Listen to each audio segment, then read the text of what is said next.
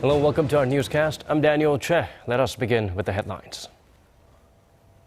The groundbreaking ceremony for K-Culture Valley takes place with President Park Geun-hye in attendance. The massive complex will serve as a platform for Hallyu content come year 2017. Efforts are underway to ensure that Korea's 20th National Assembly will produce results as the three main parties and finance ministers see eye to eye on a number of economic issues. A heat wave alert and ozone watch issued amid high UV levels provide Koreans with more than enough warning to stay indoors if possible over the weekend. The power of culture is clearly something Korea cannot ignore. Various cultural contents help propel the nation's global popularity. Knowing full well this fact, President Park Geun-hye attended the groundbreaking ceremony for K-Culture Valley in Ilsan. Song Ji-sun starts us off. The past, present, and future of Korean culture featured in one massive complex. The construction began for K-Culture Valley, a comprehensive theme park experience showcasing everything from K-pop to K-food. President Park Geun-hye emphasized the importance of culture for future growth, saying that Korea's cultural contents and the Korean wave have captured the interest of the world. 이제 문화를 산업화하고 창조적 콘텐츠를 만들어 세계적인 문화를 선도하는 것이 우리 미래 성장 동력의 핵심 중 하나가 될 것입니다. 지금 시기에 우리가 이것을 놓치면 절대 안 될 것입니다. The new center will function as a platform for Hallyu contents after its completion next year. Fully equipped with a hotel and shopping mall, the cultural hub is expected to attract 5 million visitors annually, particularly from overseas. This is all part of Seoul's culture initiative to help startups turn their ideas into cultural contents and finance their businesses by being matched up with investors. Their products will then be showcased throughout the K-Culture Network centers via exhibitions, performances, and experience programs. In addition to the nation's innovation centers, the government says its chain of culture facilities completes a presence, creative economy, and culture drives to create jobs and boost the economy. Song Ji-sun, Arirang News. Top economic policymakers and the three main political parties met to discuss pending economic issues. Kim Young-gil zooms in on the visible efforts to promote a smooth start to the 20th National Assembly. The chief policymakers of the main three political parties and Finance Minister Yoo Il-ho agreed that the adoption of a performance-based salary system calls for an agreement between workers and employers. The three parties pressured the government to consider the tripartite agreement of last year when introducing and expanding the performance-based wage system in companies. The performance-based payment system is the latest move by the government to boost labor flexibility to create more jobs, especially for young adults. The tripartite commission consisting of the labor, management, and government reached a deal on labor reform last year. However, Korea's two labor unions insist that the performance-based wage system cannot be objective, and paying different wages based on each worker's evaluation will only threaten the lives of the people. The government and the three political parties also agree the government must seek all viable means to lead and finance its ongoing corporate restructuring process. The most important thing is that financially troubled companies must be held liable for their managerial problems, and we must seek ways to provide much-needed funds for corporate restructuring. The government selected 5 industrial sectors, namely shipbuilding, shipping, construction, steelmaking, and petrochemicals, where massive overhaul is needed for companies to survive. But the participants agreed and pointed out that the government should also take into account implementing measures to minimize the financial burden the restructuring process might place on taxpayers. Meanwhile, they decided to meet on a regular basis every month, with the next meeting slated for early June. Kim Young-gil, Arirang News. Well, that new 20th National Assembly is set to punch in for work. It will be hard to win over the public who is angry at the 19th National Assembly. So our Park Ji-won takes a look at the lack of accomplishments by the predecessors. One of the key functions of the parliament is to pass laws, and in that regard, the 19th Assembly will most likely be evaluated as the least productive parliament ever. Only about 45% of more than 17,000 bills submitted since the opening of the Assembly in May 2012 were either passed or rejected, and more than 55% of pending bills expected to be scrapped on the 29th, a day before a new Assembly begins on the 30th this month. This is the lowest rate ever and has been on a constant decline in recent years. One of the reasons is that the number of bills submitted by lawmakers has skyrocketed. Taking a closer look, out of more than 16,000 bills submitted by lawmakers, only 43% were either passed or rejected, while some 10,000 bills submitted by the government has a 73% processing rate. It's much easier for lawmakers to submit bills than the government, so there has been criticism that lawmakers' bills are not as thorough and complete as those written by the government.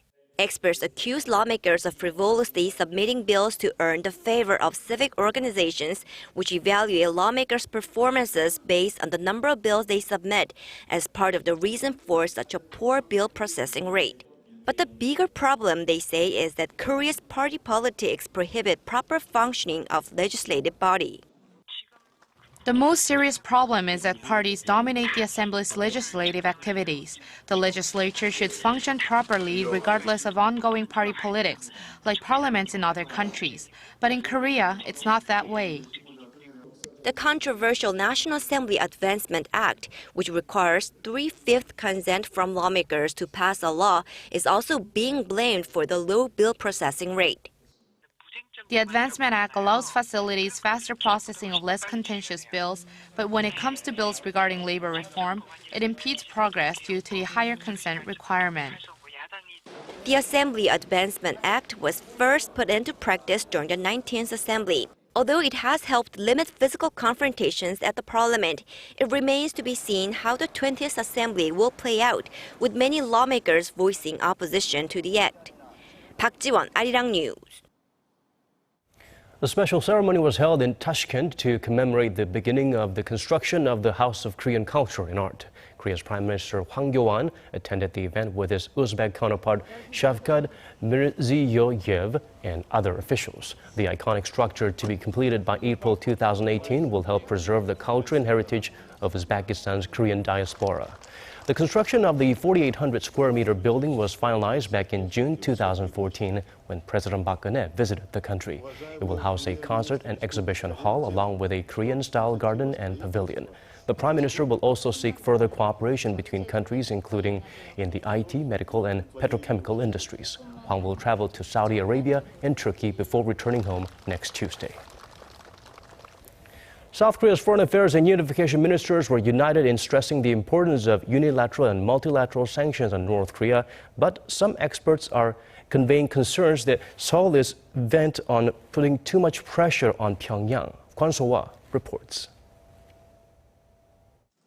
Amid the uncertainty on the Korean peninsula posed by North Korea, South Korea's Foreign Minister Yoon Byung-se and Unification Minister Hong Yong-pyo took the opportunity at a seminar hosted by a South Korean think tank on Friday to underline the importance of pressuring North Korea through more integration with the international community.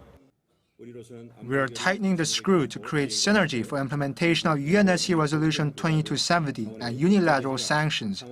Recently, the Swiss government and the EU have announced independent measures. Our government will continue to call for international efforts from all sides to pressure North Korea. Unification Minister Hong Yong-pyo emphasized the need to fundamentally change Pyongyang's modus operandi. Now is the time to be resolute in our will to denuclearize North Korea and not give up like in the past. We have to show North Korea that only through denuclearization can it join the international community.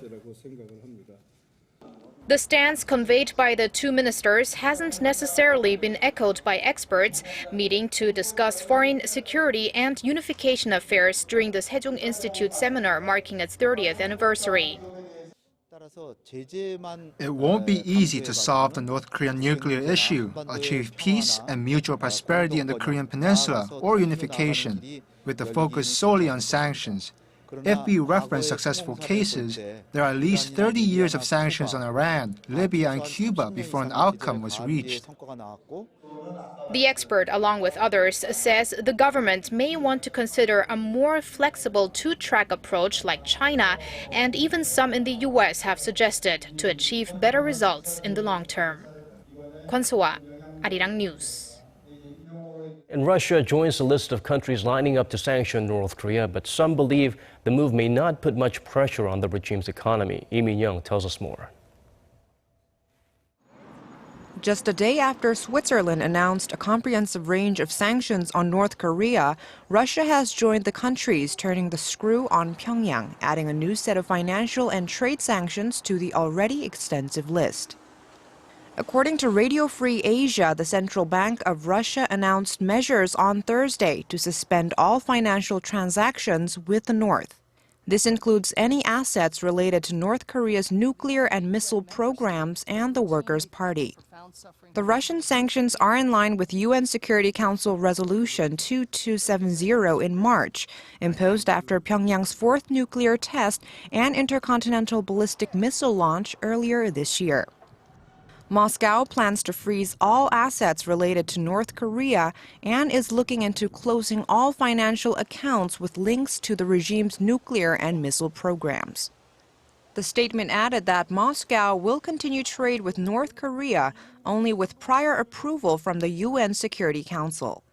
But would Switzerland and Russia turning their backs on the Hermit Kingdom have a significant impact on North Korea's economy? We can interpret Russia's decision as a positive sign that traditional close allies of North Korea are collectively working towards nuclear disarmament of the regime. However, I doubt that this would have that much of an impact on North Korea's economy, as most North Korean assets have already been moved or financial transactions halted when the UN imposed its sanctions. The expert added that when it comes to pressuring the North, especially in the economic sense, the real game changer is China. Lee Min-young, Arirang News. EgyptAir has refuted claims by Greek authorities that debris found in its waters could be from the plane that disappeared from radar on Thursday. Cairo insists terrorism is more likely to be the cause instead of a technical failure. Park Jung-hong has the latest. Retracting an earlier statement, EgyptAir's vice president has told CNN that objects found floating on the sea were not a part of its plane. He said search and recovery efforts were ongoing. Previously, Greek authorities were quoted as having found pieces of plastic and 2 life jackets presumed to be from the jet that disappeared over the Mediterranean Sea on Thursday. Egypt's aviation minister says that at this point, a terrorist attack seems likely. If you analyze the situation properly, the possibility of having a different action or having a terror attack is higher than the possibility of having a technical. Experts say the plane, an Airbus A320, was relatively new, manufactured in 2003, and was not considered prone to technical problems. The plane, carrying 66 passengers and crew from Paris to Cairo, is known to have made 2 sudden swerves before dropping off radar, prompting experts to suggest the pilot encountered a contingency where he didn't even have time to send out an SOS. U.S. security officials say a bomb inside the plane could have brought it down. They added that investigators won't be able to say for sure until the plane's black boxes are recovered, but said early indicators point to a possible terrorist attack. If that is the case, the Islamic State militant group is being singled out as the likely perpetrator. Experts note that Egypt has emerged as a target for attack when Cairo recently signed an arms deal with France to beef up its defense posture. Park Jung-hong, Arirang News. Korean stocks remain calm despite an array of hawkish comments from top officials at the U.S. Federal Reserve indicating a possible rate hike in the coming weeks. Shares on Wall Street, however, wavered on the news. Hwang Ji has the numbers and more. Korea's benchmark Kospi inched up 0.05% on Friday, recovering earlier losses seen at market opening. And local shares remained relatively calm to signals that a tighter U.S. monetary policy could come as early as next month. New York Fed President and permanent FOMC voting member William Dudley said a rate hike in the summer, either June or July, would be a reasonable expectation. On top of Dudley's remarks, Richmond Fed President Jeffrey Lacker told Bloomberg Radio that there is a strong case for a rate hike in June. The comments echoed the minutes from the Fed's April meeting that were released earlier in the week, opening the door for a rate increase next month. This surprised investors who were forecasting the top Fed officials would wait until September, facing sluggish recovery momentum. The market has to reprice its estimates for what the Fed's going to do this year. I think we came into the week believing the Fed had June off the table and probably wouldn't raise rates until September.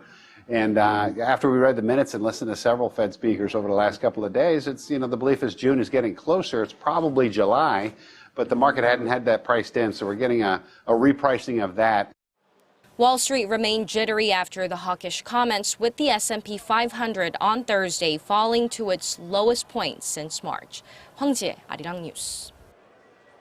The new head of the PyeongChang 2018 Organizing Committee, Lee Hee-bum, met with the press and vowed to put all his efforts into making the upcoming Winter Games one that leaves a lasting impression. Speaking at a press luncheon, the former Commerce Minister also promised to deliver a peaceful, cultural, and eco-friendly Olympics. Also attending the event was IOC Representative Gunilla Lindberg, who met with Lee for the first time. Lindberg said she was impressed with the new president's energy and passion. With less than 2 years and many issues to iron out before making reassurances, they both rather made reassurances that preparations were on the track. It was another sizzling day here in Korea with a severe heat wave alert issued in the capital area for the first time in May since 1932. The temperature in Seoul peaked at 32 degrees Celsius, while highs in Daejeon and Daegu and Gwangju reached 30 to 32 degrees.